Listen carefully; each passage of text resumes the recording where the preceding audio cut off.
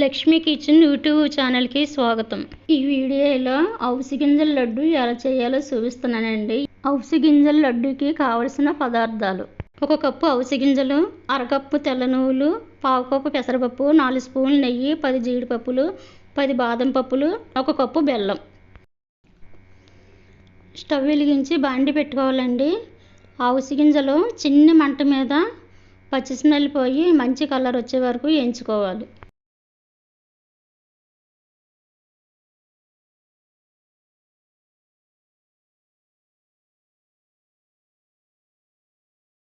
అవిసె గింజలు బాగా వేగిపోయినాయండి. ఈ పక్కకు తీసుకున్న తర్వాత నువ్వులు వేపుకోవచ్చు.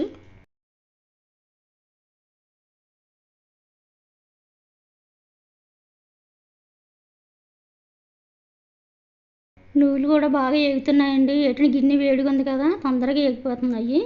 ఇప్పుడు చిన్న మంట మీద పెసరపప్పు కూడా వేయించుకోవాలన్నమాట. 1 పావు కప్పు తీసుకున్నాము, అవి కూడా వేగుతున్నాయి.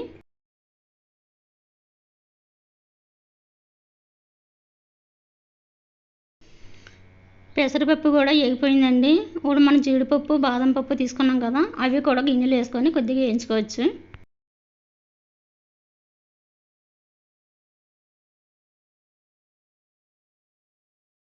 ఇప్పుడు వేగిపోయినాయండి. ఇప్పుడు అవి కూడా పక్కకు తీసేసిన తర్వాత మనం వేయించుకున్నవన్నీ ఒక 2 సార్లు కింద మిక్సీ పట్టుకోవచ్చు. అందులో ఒక 4 యాలక్కాయలు వేసుకొని పౌడర్ చేసుకోవాలి.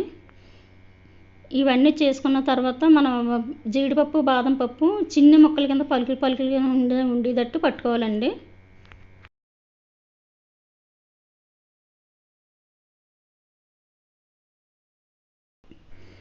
ఇప్పుడు అన్నీ పౌడర్ చేసుకున్నామండి. నువ్వులు పెసరపప్పు కలిపి 1 కప్పు అవుతుందండి. 1 కప్పు అవిసె గింజలు తీసుకున్నాము.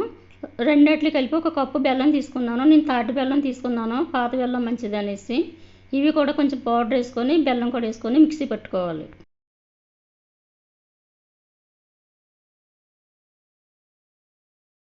ఇప్పుడు మనం మిక్సీ పట్టించుకున్న పౌడర్లోని ఉండలు లేకుండా బాగా పడుపులాడుతూ చేసుకొని ఒక 4-5 స్పూన్లు నెయ్యి వేసుకొని ఉండలు చుట్టుకోవాలండి.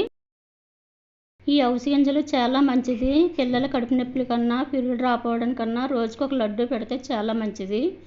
ఇందులోని బాదం పప్పు, జీడిపప్పు కూడా ఉన్నది కదా, రోజుకు 1 లడ్డు పెడితే ఆడపిల్లలకి చాలా మంచిది. ఈ లడ్డు అయితే మాత్రం తప్పకుండా పెట్టండి. నా వీడియోస్ని లైక్ చేయండి, షేర్ చేయండి. మరిన్ని రెసిపీస్ కోసం నా ఛానల్ని సబ్స్క్రైబ్ చేసుకోండి. ఈ రెసిపీ మీరు ట్రై చేసి ఎలా ఉందో కమెంట్లో పెట్టండి.